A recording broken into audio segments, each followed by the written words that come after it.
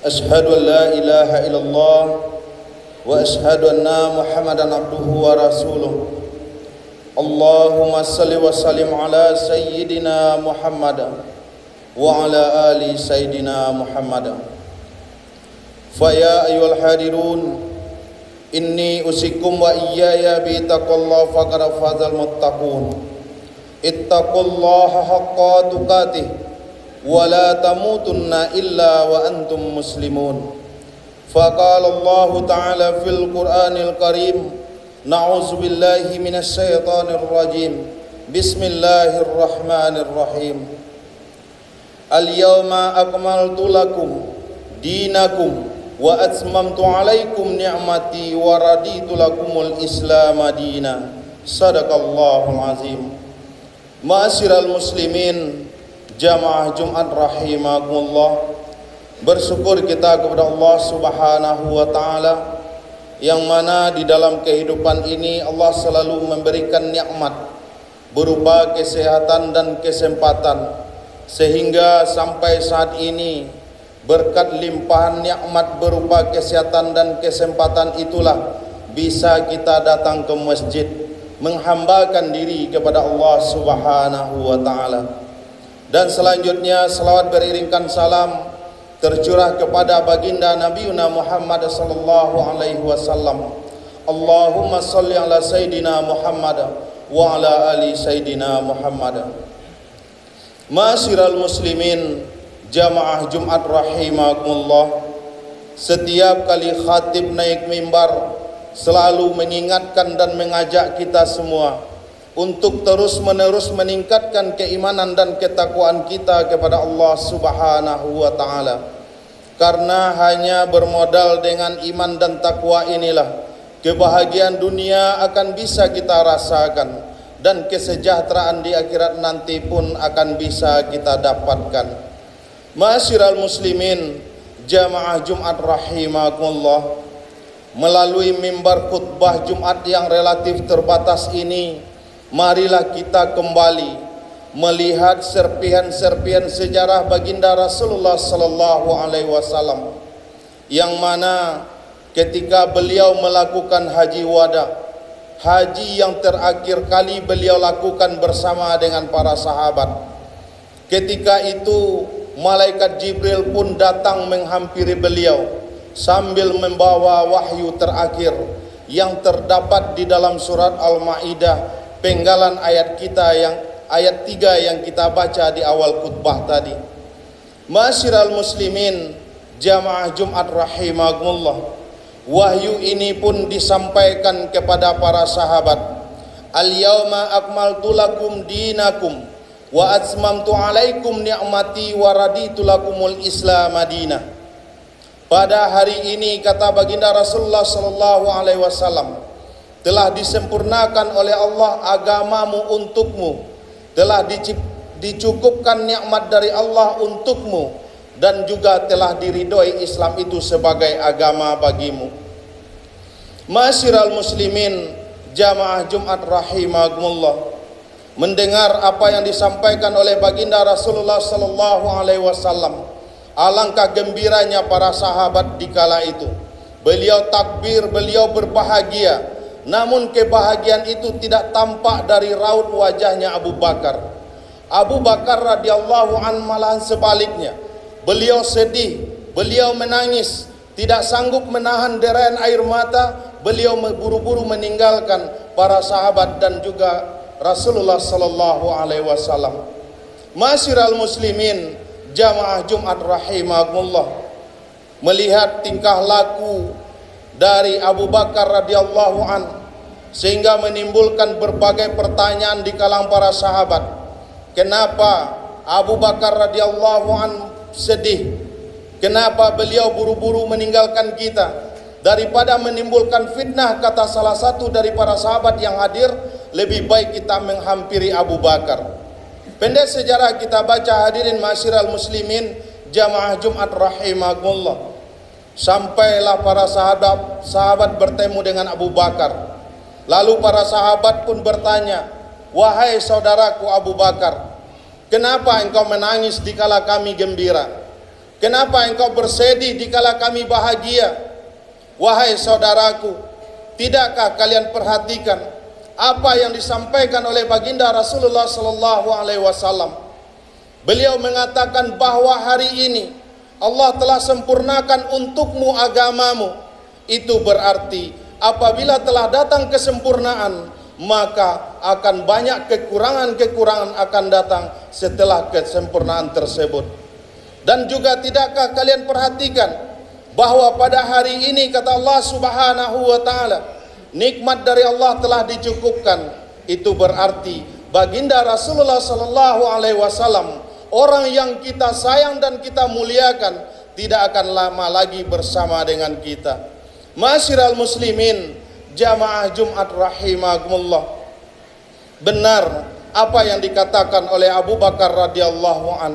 Hari demi hari kondisi fisik baginda Rasulullah sallallahu alaihi wasallam semakin memprihatinkan. Beliau jatuh sakit sampailah waktu yang telah ditentukan oleh Allah Subhanahu wa taala. Namun sebelum beliau menghembuskan nafas terakhir, beliau sempat mengucapkan ummati ummati ummati dengan wajah kekhawatiran diiringi dengan untaian air mata. Hadirin masyiral muslimin, jamaah Jumat rahimakumullah. Melihat kondisi ini timbul berbagai macam pertanyaan. Apakah Rasulullah sallallahu alaihi wasallam cemas meninggalkan pangkat dan jabatannya sebagai seorang nabi dan rasul? Apakah baginda Rasulullah cemas meninggalkan harta kekayaannya? Cemas meninggalkan para sahabatnya? Cemas meninggalkan istri dan anaknya? Jawabannya masyiral muslimin, jamaah Jumat rahimakumullah, baginda Rasulullah sallallahu alaihi wasallam tidak cemas meninggalkan pangkat dan jabatannya sebagai seorang nabi dan rasul. Tetapi yang beliau cemaskan dan yang beliau khawatirkan tidak lain dan tidak bukan adalah umatnya, yang mana suatu saat nanti diberi oleh Allah Subhanahu wa taala amanah, mempunyai pangkat dan jabatan di dalam kehidupan, akan berbuat semena-mena, sesuka hati dan sesuka fikirannya. Masyiral muslimin, jamaah Jumat rahimakumullah, mereka lupa bahwa pangkat dan jabatan adalah amanah yang Allah berikan kepada mereka, bahkan untuk mempercepat, mempermudah mereka untuk mendapatkan ridhonya Allah Subhanahu wa taala. Namun di dalam realita kehidupan yang kita rasakan, banyak di antara kita yang mempunyai pangkat dan jabatan, yang mempunyai kedudukan dan kekuasaan, akan berbuat semena-mena, akan hanya memperkaya dirinya saja, akan memperkaya golongan dan keluarganya. Hanya orang-orang tertentu yang berada di sampingnya yang akan merasakan indahnya jabatan yang merupakan amanah dari Allah Subhanahu wa taala. Sehingga hadirin masyiral muslimin, jamaah Jumat rahimakumullah, mereka bersumpah di hadapan Al-Quran bahwa mereka akan melakukan amanah, akan menjalankan amanah sesuai dengan kehendak dan ketentuan Allah Subhanahu wa taala. Namun realita dan kenyataan yang kita hadapi, mereka tidak lagi takut kepada Allah, juga tidak sayang kepada apa yang mereka pimpin. Masyiral muslimin, jamaah Jumat rahimakumullah. Yang kedua, baginda Rasulullah sallallahu alaihi wasallam tidak cemas meninggalkan hartanya. Karena sebelum beliau meninggal dunia, beliau telah menghabiskan hartanya untuk fakir dan miskin dan juga anak yatim. Tetapi yang beliau cemaskan tidak lain dan tidak bukan adalah umatnya, yang mana suatu saat nanti Allah berikan kelebihan dalam harta dan kekayaan. Mereka menjadi orang yang kikir, orang yang pelit, yang tidak mau membelanjakan harta yang Allah berikan di jalan Allah Subhanahu wa taala. Padahal hadirin masyiral muslimin, jamaah Jumat rahimakumullah, harus kita sadari dan kita ketahui, suatu saat nanti di yaumil akhir tidak akan bergerak telapak kaki seorang hamba sebelum ditanya tentang 4 perkara. Di antaranya, hartamu dari mana engkau dapatkan dan kemana engkau belanjakan. Masyiral muslimin, jamaah Jumat rahimakumullah. Yang ketiga, baginda Rasulullah sallallahu alaihi wasallam tidak cemas meninggalkan para sahabatnya, karena beliau tahu betul tentang keimanan dan ketakwaan para sahabatnya. Tetapi yang beliau cemaskan adalah umatnya suatu saat nanti yang telah berikrar dalam hati, asyhadu an la ilaha illallah wa asyhadu anna muhammadar rasulullah, ternyata dia mempunyai agama hanya sebagai simbol saja. Hadirin ma'asyiral muslimin, jamaah Jumat rahimakumullah, inilah yang kita rasakan di dalam kehidupan sekarang ini, yang mana agama hanya sebagai simbol saja. Ketika kita mengaku sebagai seorang Islam, tetapi perbuatan kita, kemanusiaan kita, solidaritas kita ternyata tidak sedikit pun mencerminkan bahwa kita ini merupakan umatnya baginda Rasulullah sallallahu alaihi wasallam. Coba lihat sekarang ini ma'asyiral muslimin, jamaah Jumat rahimakumullah. Dan juga Rasulullah sallallahu alaihi wasallam tidak cemas meninggalkan istrinya, tetapi yang beliau cemaskan adalah suatu saat nanti di kalangan umatnya, yang mana kaum perempuan tidak lagi mau mendengarkan pimpinannya sebagai seorang suami, sehingga hilanglah dalam menjalankan rumah tangga. Ar-rijalu qawamun 'alan nisa. Padahal hadirin ma'asyiral muslimin, jamaah Jumat rahimakumullah, kodrat kita sebagai seorang laki-laki adalah pemimpin bagi perempuan yang telah kita nikahi. Namun realita kenyataan dalam menjalani rumah tangga, banyak di antara kita yang tidak bisa membina seorang istri yang merupakan makmum kita dalam kehidupan ini, sehingga mereka berbuat semena-mena, membentak seorang suami, berkata kasar kepada seorang suami, dan juga terkadang mengumbar aurat di luar lingkungan rumah. Sementara hadirin ma'asyiral muslimin, jamaah Jumat rahimakumullah, dikatakan dalam Al-Quran, ar-rijalu qawamun 'alan nisa, bahwa laki-laki itu adalah pemimpin bagi perempuan yang mereka nikahi. Dan yang terakhir hadirin ma'asyiral muslimin, jamaah Jumat rahimakumullah, Rasulullah sallallahu alaihi wasallam, beliau tidak cemas dan khawatir meninggalkan anaknya, karena beliau tahu betul tentang keimanan dan ketakwaan anaknya. Tetapi yang beliau cemaskan hadirin ma'asyiral muslimin, jamaah Jumat rahimakumullah, adalah generasi muda di akhir zaman, tepatnya di generasi kita sekarang ini, yang mana generasi suatu saat nanti akan jauh daripada agama, alergi daripada masjid, tidak mau lagi beribadah. Yang paling parah dan mirisnya, mereka lagi tidak mempunyai adab kepada kedua orang tuanya. Hadirin ma'asyiral muslimin, jamaah Jumat rahimakumullah, perlu kita sadari bahwa remaja dan pemuda merupakan generasi penerus kita.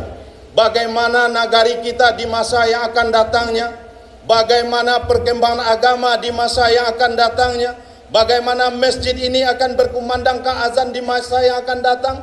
Jawabannya hadirin ma'asyiral muslimin, jamaah Jumat rahimakumullah, tidak lain dan tidak bukan gontaian tangan dan langkah kaki para pemuda dan remaja kita sekarang ini.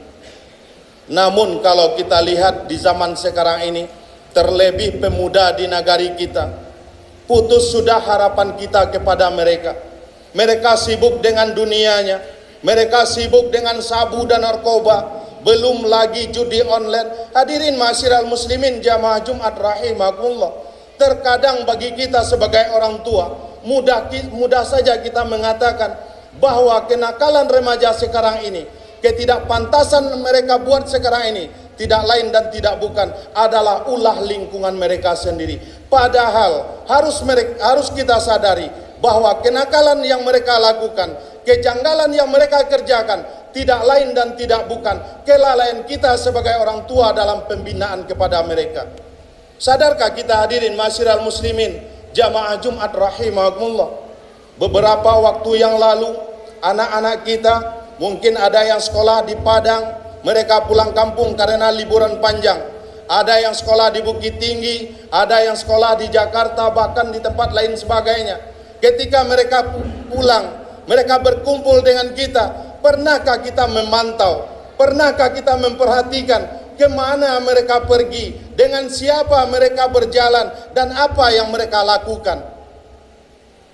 Jangan kita sebagai orang tua hanya menuntut kepada anak. Kita menginginkan anak kita di masa yang akan datang menjadi anak yang soleh dan soleha, menjadi generasi penerus yang cemerlang, menjadi seorang pemimpin yang beriman dan bertakwa. Kalau kita tidak membina dari sekarang, itu akan menjadi hayalan yang semu di dalam kehidupan kita.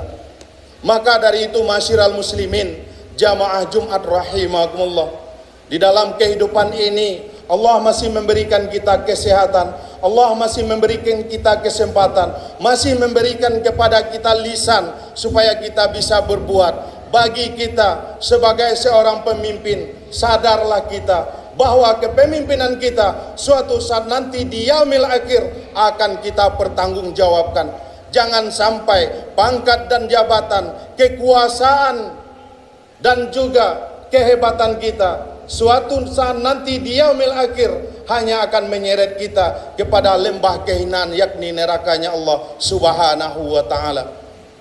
Bagi kita sebagai orang tua, sadar kita hadirin masyiral muslimin, jamaah Jumat rahimakumullah, kalau memang cinta kita kepada negeri kita ini, kalau memang kita merasakan cinta dan sayang kepada kampung tempat kita lahir ini, maka mulai dari sekarang persiapkanlah generasi-generasi kita yang mempunyai iman dan takwa, yang taat kepada Allah Subhanahu wa ta'ala, dan juga sayang kepada sesama manusia. Karena suatu saat nanti para generasi kita inilah yang akan menjadi seorang pemimpin, yang akan menjadi seorang anggota dewan, dan juga akan menjadi seorang imam masjid. Andai kata kalau pergaulannya mereka hari ini tidak kita kontrol, andai kata mereka tidak kita arahkan kepada jalan yang benar, maka jangan pernah kita berharap sedikit pun suatu saat nanti mereka akan menjadi seorang pemimpin yang beriman dan bertakwa, yang adil di dalam menjalankan amanah. Jangan pernah kita bermimpi Masjid Syuhada ini masih akan berkumandang azan yang sangat merdu, yang akan mengingatkan kita kepada masa-masa muda kita saat sekarang ini. Maka hadirin masyiral muslimin, jamaah Jumat rahimakumullah, melihat kondisi sekarang ini, melihat dari apa yang mereka lakukan dan mereka kerjakan, melihat dari pergaulan mereka, bukalah hati kita, bukalah mata kita, cintailah negeri kelahiran kita ini. Jangan hanya sebagai penonton saja.